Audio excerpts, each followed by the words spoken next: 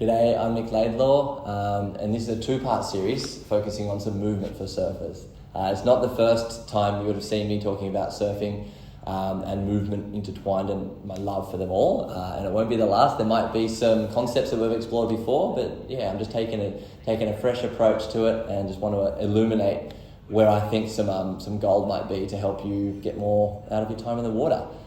Over the last 15 years, I've been an avid surfer, starting from as a pro junior career, and I'm just a full-time frother now. Love surfing when the waves are nice and juicy. Love getting barreled. I love putting my body on the line. And from the people that I work with, all the way from people on the WQS, professional free surfers, world-class big wave surfers, avid punters all around. They're the people I love and train the most. As people from their 9-year-old's my youngest client, and I've got a 75-year-old as my oldest surfer client, and my goal for them is to help them get the most out of their time in the water and to have the most fun, to share the most froth. And I think that's what's leading to making the world a better place, is more happy people. And I'm really invested in elite surfing and helping people achieve their goals, but even more so helping people have more fun in the ocean, because I think that's where it's at. So in our part one of the movement for surfers, what I'd love to explore is 4 mobility exercises, which I think are absolutely key to helping you stay open in the ocean and to helping you reach and find awkward positions and be strong in awkward positions. So that's what we're going to focus on, 4 key exercises or movement patterns that are going to help you be open and supple in the ocean. And then in the next part, we're going to do some strength work. Okay, so when we're talking mobility, we're talking about our ability to access certain positions pain-free and without hurting our joints. So as far as an essential pattern that we'd like to be nice and soft in and nice and mobile in, the squat would be number 1. Often, or not all surfers, or maybe even not many surfers, get this low on a surfboard, but to be able to, in a controlled environment where there's no movement underneath us or no variables around us, it's nice to be able to be kind of bouncy, fluid and relaxed in this position, which I call squat position. Excuse my knee, I'm just 9 weeks out of a MCL full tear, so I'm not as low as I would like to be, but I'm still practicing this every day because I'm dreaming of the day that I'm back in the surf. So just giving yourself a couple of minutes of this every day, whether you're a surfer or not, is going to be really gold. Getting your heels planted on the ground, being malleable and soft in this position, and just getting more familiar and more comfy. This is going to decompress the spine, really good for our tummy and digestive organs. And again, getting springy here for when we're in the ocean is going to be really good for the ankles, knees and hips, and for our longevity in the ocean. If you're finding it hard in this position, unsupported, what you can do is you can get, say, like a pole or something that you can lean against. So, if you're in the car park at the ocean, you lean against the pole and it just takes away all the pressure that you might find in your knees. And another idea would be to get a towel at the back of your knees. So you can just kind of sit here, have your hands on the ground to support you as much as you like. So that's the first exercise that I reckon would be essential for maintaining really good open mobility.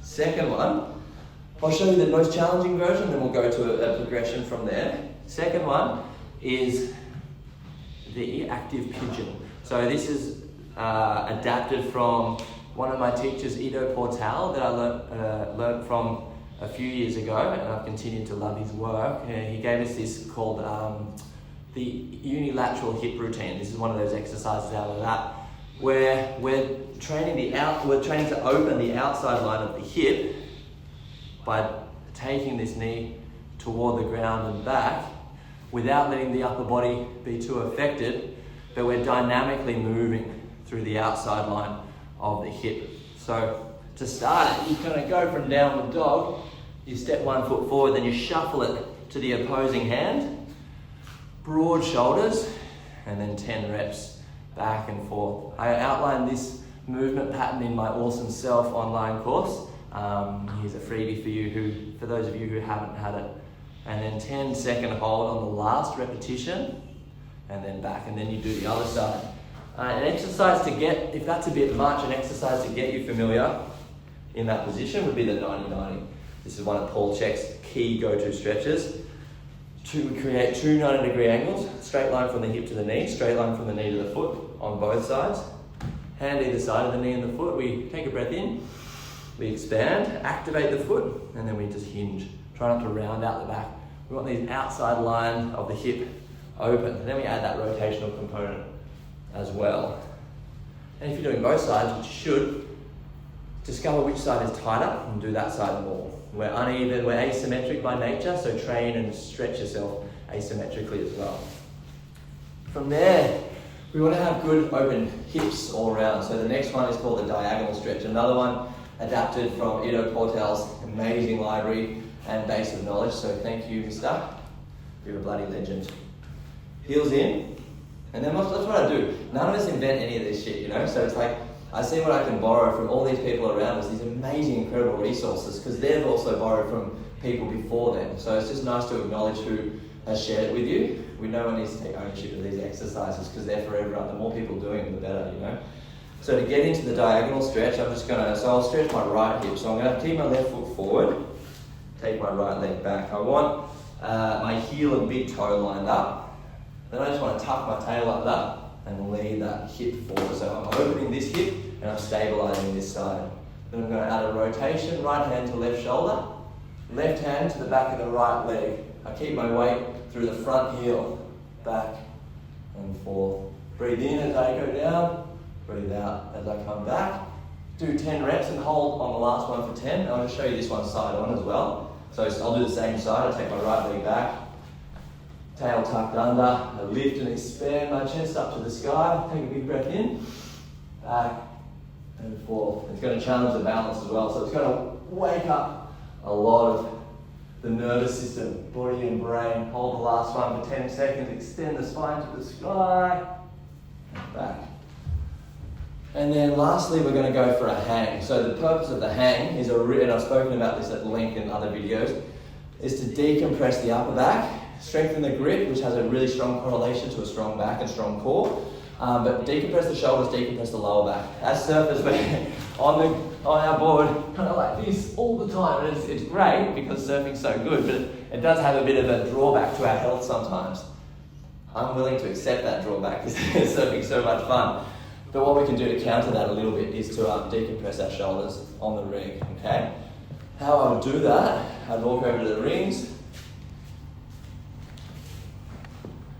have my grip strong, allow my shoulders to shrug, and that's it. I'm going to take my feet off the ground if I'm able to. I let my shoulders envelop the ears, and I breathe. Work up to a minute at a time, a couple of minutes of a day, cumulative. And then we start building some strength in these positions, which we're going to chip away at in our next episode. So thanks for watching, guys. I hope you enjoy. Any questions, leave the comments, and I hope you're getting something out of these.